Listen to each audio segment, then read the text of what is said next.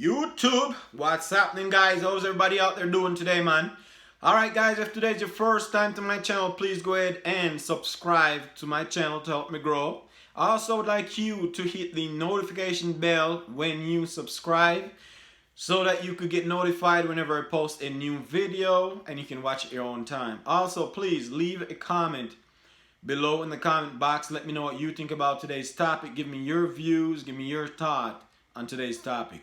Also, please like and share these videos. Okay guys, so today's topic, I will be talking about the projects.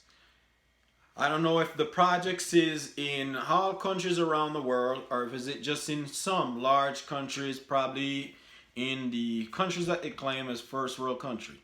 I know that here in the United States of America, there is a lot of projects here in big cities. Some projects are smaller than others, depend on the state you live in and depend on the city that you are in. So a lot of huge cities around the world, in California, New York, and Illinois, we know that there's another states around America that there's a lot of projects, huge skyscrapers they build. So the projects in the US, and I'll explain what the project is, guys, because I know that not everybody know what the project is. Okay, the project is that the government have built all these low-income homes for poor people. And when I say low-income homes, they just get apartments on them, like a kitchen, a living room, and probably 2 bedrooms for their family to live in. And the government will charge them probably $50 or to $100 a month in rent. It's not anything, but they want them to pay that much. The government know that $100 in rent a month, or even some people are paying 20 odd bucks. No, that's not much of any money, but it's just a reminder why they take that amount of money from you. It's nothing, it's peanuts. But it's a reminder to remind you that the place does not belong to you. You're still paying rent, just to make you aware that it's not your place. But these projects was not built, these low-income homes was not built to make the life of people who live in these homes better. These were designed to hold you down, especially for black people in America. The project was not designed to help and uplift black people in America. The projects was designed to hold them down, to let them feel comfortable in there, so that they didn't try to achieve any life goals. So they didn't try to go out there and try to own some land and own a house for themselves. But in the beginning, people, they think that the project was a good thing that the government was doing for the black people of this country, but it was not. The projects, they get run down, mismanaged by politicians. They were not fully maintained. They were not safe over years for people to live in them anymore. Electrical wires was not good. The gas line was not good anymore. There was mold, there were rats, there were roaches. There was nothing good about the projects. The projects, they end up turning out into drug-infested areas that a lot of drug deal go on in them, a lot of prostitutions, a lot of murders, a lot of gang violence. And then the politicians, and the CIA, they brought in a lot of crack cocaine and issued out in the projects so that they could get on drugs. They were just trying to wipe those people out. So they didn't do anything for them. They don't deserve any medal to build those houses. If America wanted to help black people after they slaved them for 400 years, black people have paved the landscape of America. Black people have built this country from what it was in bush land, clean it up, farm it for the white man, and grow his crap on it so that he could become wealthy, and so that the wealth could go on from generation to generation. And that's how the white man have gained his wealth. And if he wanted to do something for black people after they freed them from slavery, what they should have done is give the black people of this country back in that time, give them some land so they could settle down on. Build houses for each family for all the pain and the suffering that they've put them through. And then they could get a fair start just like anybody else out there. You think it's easy for one to go through slavery for 400 years with no education, not even know how to read and write, and to make it out there in this world? In today's society, it's even hard for a man out there to make it in this world without an education or without a skill. You're like a lamb to the slaughter.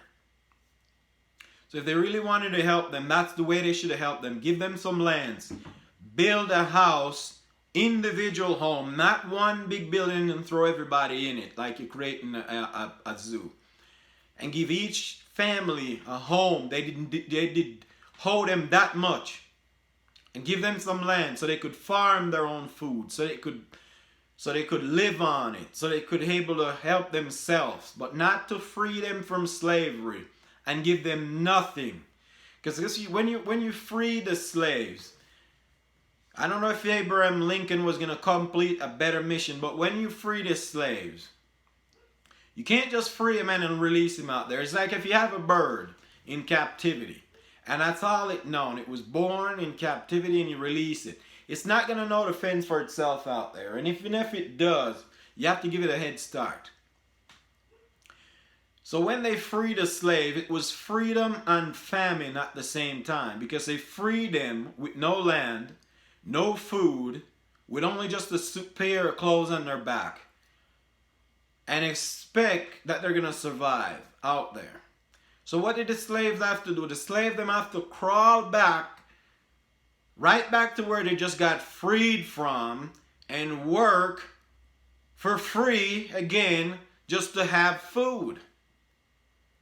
So it was a border. I'll work for you for free, and you will provide me with food. Which one of you out there in this world today would go over to a job site or put an application online, or see a job offer out there, say, come and work for me, and I will give you grocery? How many of you out there would do that? And knowing that there's another place you could go work that could pay you, and then you could buy what you want to buy with the money. Unless you're homeless. So, America did not set up the black man for success from the beginning of slavery and the end of slavery. They set the black man up for failure. And then you wonder, why do we have so much gun violence and have so much poverty in the black community? Because we are still struggling to catch up, because we're still playing catch up. Why all the white people, or most of the white people, are in a better situation than us? Because from all that cotton that the black men have planted for years, and all those sugarcane fields, and all the money that those slave owners made off those property, what did they do with it? They forward the money down to their kids, and their kids run the plantation and then forward to their kids. So the wealth keep going from generation to generation. Which when the black man came out of slavery, he didn't have anything to pass on to his kids. And his kids didn't have anything to pass on to his kids, because they were still playing catch up. But it's easy for you out there to criticize the blacks of this country, or other countries out there who have been through slavery, and said, well, look how many years the black men have been struggling and can't get it together. And you want to blame us for being in that position. No, you need to slow down on your role here. Blame yourself. Blame your foreparents for the position that they have put the black men through in this country and other country out there who was running slaves.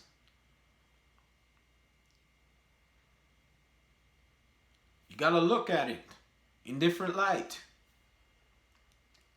So for people, my mother came here to the U.S. when I was a small boy. She moved to New York. I left me back in Jamaica. Me and my brother and my sister. She never fought in order to bring us here to the U.S.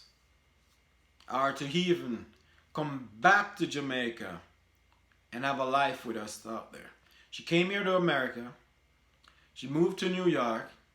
Next thing you know, she wind up in the projects where all the other blacks are in the projects. They look at it, they see, oh, we got free housing. Oh, and they put us in welfare. They give you a little bit of money that can only go from the welfare check to the supermarket and back. It's not enough to get you anywhere. And some people get comfortable on it. And she stayed there in the project until she died. In the project. Yep. So she stayed right there in the project until she died in the project. The project did not design to help any one of us. So my word to the American people, them who are living in the projects, I'm not knocking you for living in the project. I know that life is tough out there. Where I grew up in a rough environment that would be close to the projects. But what I gotta say to all of you folks out there living in the projects, don't get comfortable in the projects. Don't bother to do the drug selling because they only put the drugs in the community so you can wipe each other out. So y'all can get in drugs and destroy your life. So that you can get on drugs and do crime. So you can get in drugs and become low-life scums of this world. Get out of the projects. Don't get comfortable in there. Don't get comfortable in the white man welfare. Get out of the projects. Get yourself a degree. Get yourself a job. Move out of the projects. If you grow up and see your parents in the project, doesn't mean you gotta be where you grow. I'm 100,000 miles away from where I grew up. Get out there, stretch your wings, fly. Because if you're in an environment where there's so much poverty, the more people live in the poverty, it's harder to get out. So the more you can leave that poverty area, the less poverty that area is going to become. So don't be afraid, guys. Don't be afraid to venture out in the world. Venture out to different state. Venture out to different part of the state. Get a job. Save your money up. Go rent a room somewhere where there's no crime, where there's no poverty, or where it's not as bad as it is where you grew up. Who said you gotta stay where you grew up? You can move. Go somewhere where life is a little different, where it's a little better for you. Don't let your kids grow up and see that environment because then they'll get comfortable with it and think that's the way of life. That's the way my parents grew up. That's what I used to, because there will be a few that will grow up with the mindset that said, I don't want this, I want better for myself. And if you grow up in the environment where you're not seeing anybody striving for better, then your mind will not think that there's better out there for you. You'll get trapped mentally in that state of mind that will keep you down for the rest of your life. I want to see black people of this world, worldwide, not just here in America, but all over the world, rising, be better, rise and hone stuff, hone some land, hone a home. I'm not saying that there's not black people out there who own homes, but you know what I mean. I want to see us all thriving. I want to see us all strive. I want to see us all doing better with ourselves. We deserve better for all that we have been through. We deserve better. We deserve happiness. The pursuit of happiness, we deserve it. That's what I got to say, guys. Thank you guys for watching the video. Thanks for your comment. Thanks for your support. Peace out.